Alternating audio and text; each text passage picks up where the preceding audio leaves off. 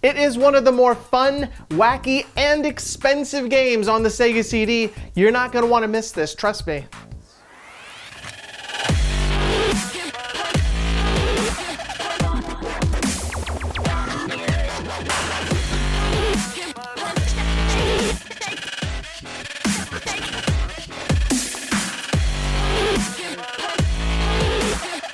What is this?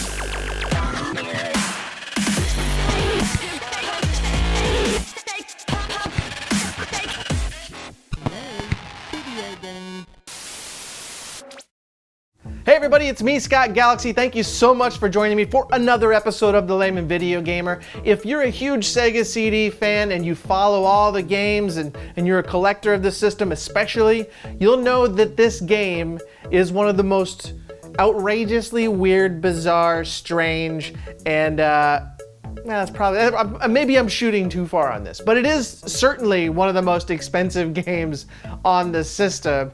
And well, here it is. This is Popful Mail.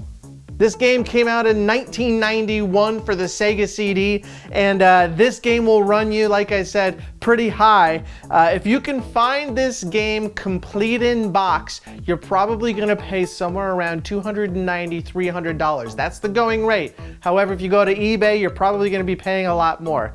The going rate, the market tells us that this game will go for somewhere around $440, $450 if it's brand new and factory sealed. However, my guess is that you're probably going to pay a lot more than that if you can find this factory sealed. The disc itself is going to cost you probably somewhere around $175, $200. I was lucky on this one in that I got it for $260 off of eBay, so about $20 or so under the market value. So I got a pretty good deal on this. There is a crack on the front, but that's pretty common for a Sega CD case. They break quite easily and quite frequently, but I do have other cases, and it's really just a matter of changing this one out. Now, it is complete in box, like I said. It does come with the styrofoam inside, which is a huge thing.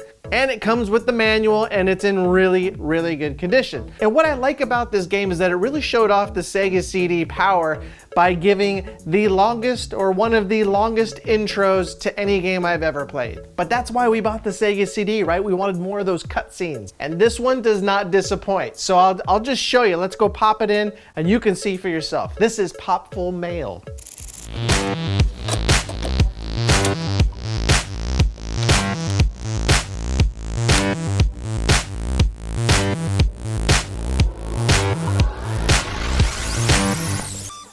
So here we go. This is Popful Mail. I absolutely cannot wait for you guys to see this. If you haven't seen it yet, that is. So this game came out in 1994 for the Sega CD by Working Designs and developed by Sims for the Sega CD. And this is a 2D platform game that actually has a lot of RPG elements in it, which I'll tell you all about right after this extremely long intro. But if you want to watch it, watch it. Otherwise, I'll see you on the other side of this thing when the gameplay starts. So here you go. The carvings upon the great stone wall at Shikra tell of a time beyond memory, a time of world-shattering war, when the brave and the desperate rose up against the three masters of evil. They were Morgul, Lord of Beasts, who sent savage armies over the land. Nekros, Master of War, who incited all man to rage eternal. And Olger, the Overlord, who blackened the world with his foul magic.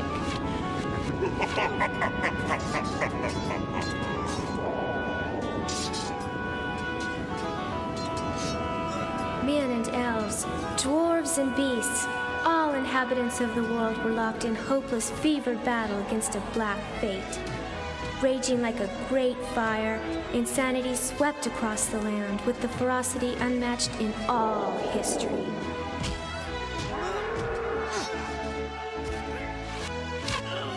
But when at last the smoke had cleared, The masters of evil had suffered a crushing defeat.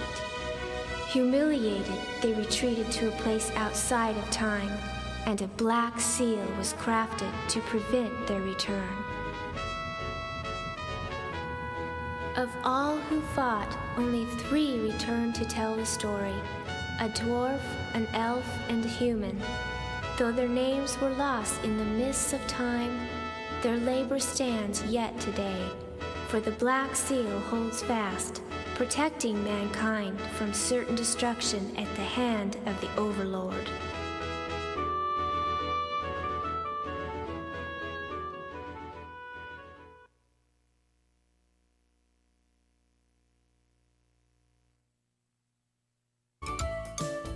All right, welcome to Popful Mail. I hope you got through that okay. And if you were keeping track, it was about 2.5 minutes long for that intro. And there's more of that to come, believe me, because this game has over 2.5 hours of spoken dialogue and 20 minutes of what they call heart-pounding animation. Not only that, but they also say your butt's going to be glued to the couch until the credits roll, which I have to admit, it's pretty addicting. So I would highly recommend using a RAM cart for this. If you have a Sega CD player, you should have one anyway, because the internal memory just doesn't hold a lot of games, and if you're into RPG type games like I have been lately, it's a good idea to have it. So here we go. This is another cutscene, another long animated scene, and you know what? I'll see you on the other side of this.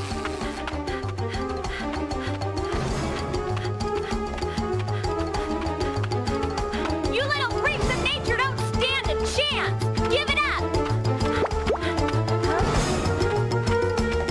Eat this, cookie face!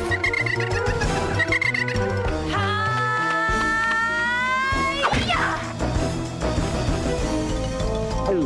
Ah!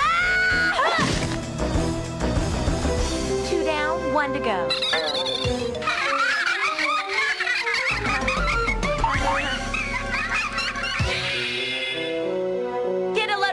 Miscreants! Ha!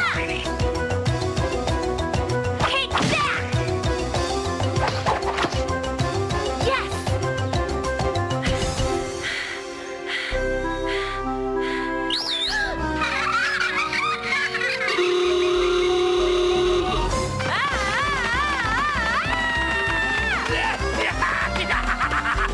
You can run, but you can't hide!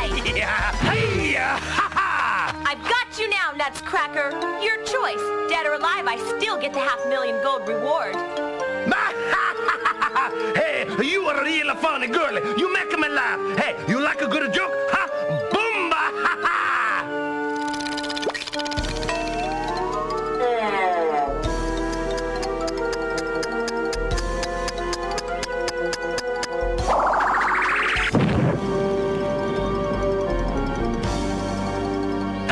Bomba, you want my head? Oh, help yourself!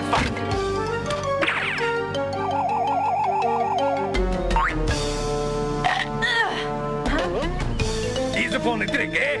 Get ready for a big surprise!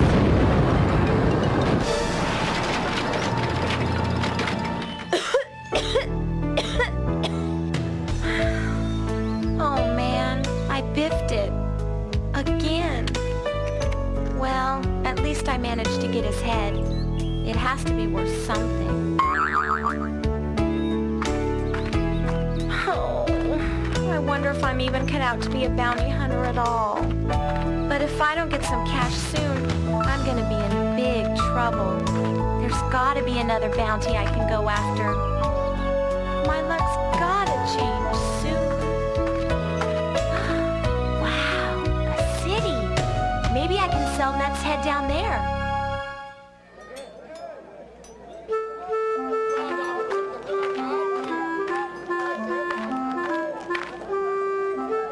Trader Jake's, new, used, and everything in between.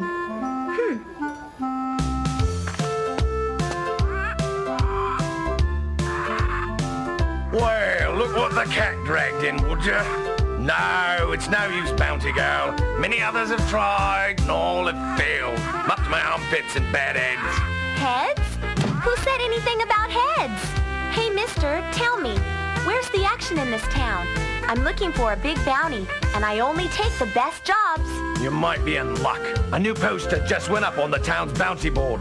A renegade magician turning some bad tricks. Got an uncommon big reward on him. Great! Thanks for the tip.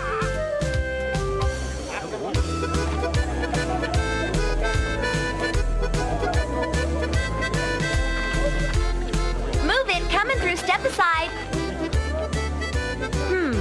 For the capture of the notorious magician Muttonhead, a reward is offered in the sum of 2 million gold. Woohoo! This is my lucky day! I'm gonna be rich!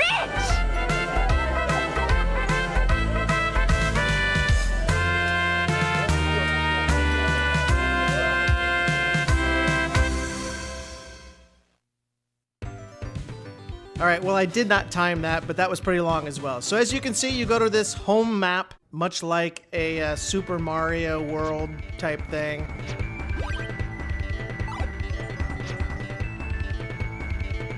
And I have no idea what it is that's being killed there, but they look like, I don't know what those are. I'm gonna be honest, I have no idea what those are. But they have a lot of money, which is good. So what you'll notice right away is the sound's pretty cool. This feels like a 16-bit game, and they just updated it with voiceovers. Hey! Hey you! Help! But they kept all the dialogue on the screen, so. What was that? It sounded, like... Hey! Are you blind or something? Up in the tree, you dunderhead! Huh? Oh. What in the world are you doing up there? Well, there were all these monsters chasing me. There must have been 100 of them, and they had bulging eyes and huge teeth, and then they chased me up this tree, and then the spider dropped down. He almost killed me, but I cut his thread. I have a pocket knife, you know, and then, well, I don't think it's safe to come down. Oh, by the way, I'm Slick. Slick. Well, actually, Slick Jr. the Third, but you can call me Slick. I'm from the village at the bottom of the jungle. Say, can you give me Popful some Mail help here? and Like, Slick. today? Well, Slick, why'd you leave your Amazing. village in the first place? Hey, I was just looking for a little fun and adventure, but I guess my pocket knife just doesn't cut it out here. Say, why do you take me with you? I bet you have lots of adventures. Why else would you have such a huge sword? Excuse me? I think you're confused. I'm a bounty hunter, not a babysitter, bub. You're on your own. All right, so there we've met Slick. So let's talk about this game a little bit while the gameplay's going on behind here. This first was introduced in 1991 for the PC. It was, of course, ported to the Sega CD in 1994. It's also available on the PC Engine as well, and it was also on the Super Famicom, so there you go. So, like I said, this is a 2D platform game. It has several RPG elements, minus the ability to level up characters, but, you know, you can jump, you can attack, you can obviously see that here. Open doors, open treasure chests, you can speak to other characters like we just saw with Slick, and you can use and activate certain equipment items. Now, if you didn't get it from the incredibly long intro, or if you just didn't watch it, you might be wondering, who is this person? Who is Mail? Mail is a female elf, and she's a bounty hunter who basically is run into pretty much a bad luck streak. And her main adversary is Nutcracker. Of course it is. And Nutcracker is in charge of a dangerous criminal gang known as the Gingerbread Griffer Gang. And he makes explosives. As you saw, his head was exploding. Pretty much everything was exploding.